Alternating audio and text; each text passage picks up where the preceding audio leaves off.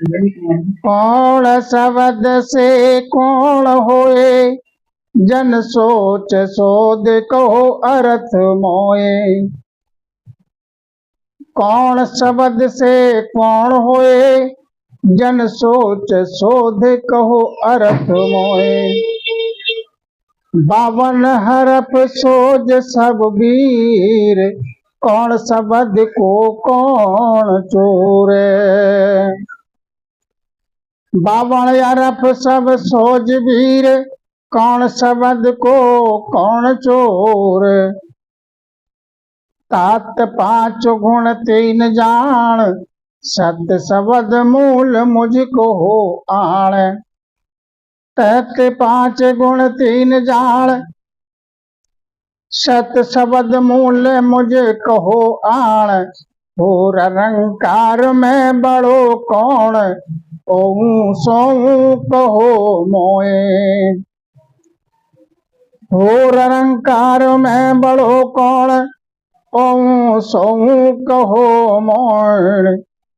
या 4 शब्द को करो न्याय, कौन शब्द से कौन आए। या 4 शब्द को करो न्याय, कौन शब्द से कौन आए। 5 तत्व गुण 3 जान, एण ओहू शब्द से बण्यायाण। 5 तत्व गुण 3 जान, एण ओहू शब्द से बण्यायाण। सुन ओहू शब्द का हरफ सेंग, जे जीव पढ़त मुख करे वैण। सुन ओहू शब्द का हरफ सेंग, जे जीव पढ़त मुख करे वैण। 4 हरफ को मूल एक, या शिष शब्द सोई इधक होए। 4 हरफ को मूल एक, या शिष शब्द सोई इधक होए। सुखदेव कहे सो शोध जोए, सुन सत शब्द सो अधिक होए। सुखदेव कहे सो शोध जोए, इन सत शब्द सो अधिक होए। कौन शब्द से कौन होए, जन सोच शोध कहो अर्थ मोए। तो सतगुरु सुखराम जी महाराज समझाते हैं, प्रश्नोत्तर दोनों महाराज ही स्वयं दे रहे हैं कि कौन से शब्द से कौन सा शब्द आता है। अब संसार में पूछते हैं कि जन सोच शोध कहो अर्थ मोय। जो जन है वो शोधना करके, काया के माय में शोधना करके और सोच के और अर्थ बताओ मेरे लिए। क्या अर्थ बताओ कि कौन शब्द से कौन होए, कौन से शब्द से कौन सा शब्द की उत्पत्ति होती है। 52 हरफ सब सोज वीर, कौन शब्द को कौन चोर। 52 हरफ क्या है, वेद में 52 हरफ हैं। इनकी सबकी सोचना करो और सोचना करके उसमें से सार निकालो। सार क्या, वीर।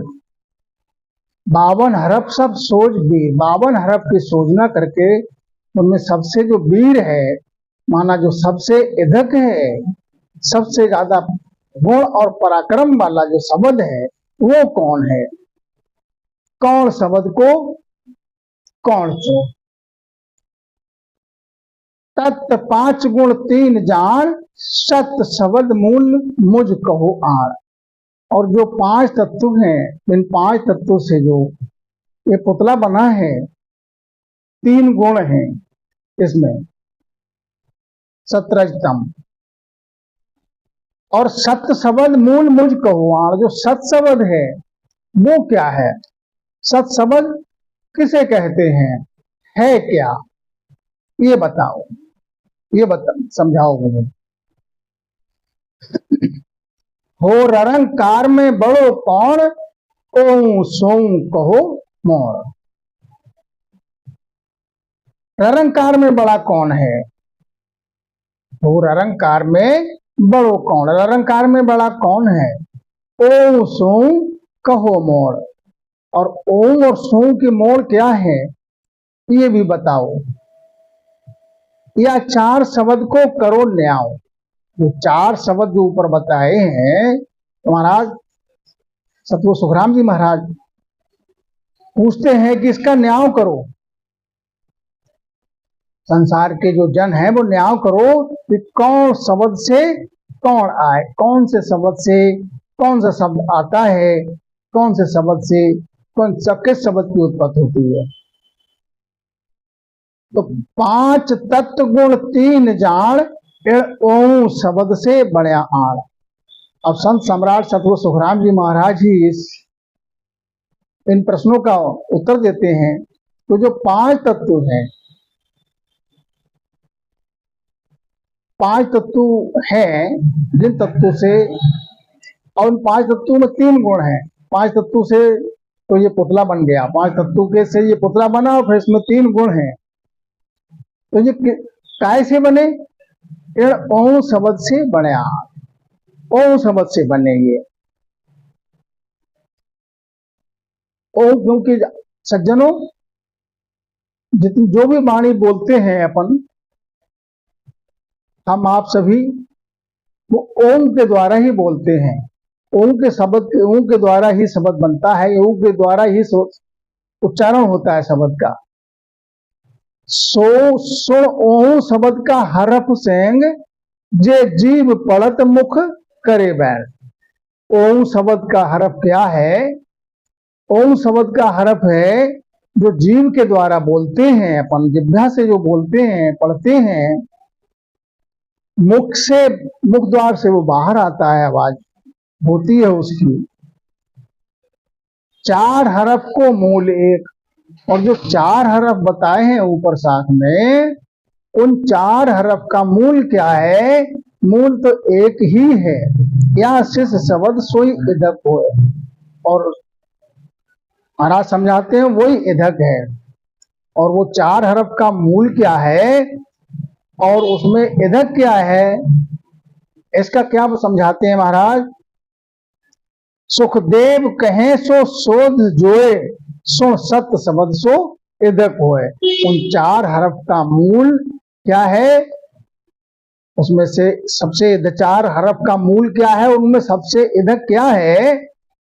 तो उसके लिए महाराज समझाते हैं शोधना करो काया में, इस तन में ही शोधना करो। तन की शोधना करने से ही तुमको इस बात की था पड़ेगी, क्योंकि कहा सुनया माने नहीं, देखा ही गम होए।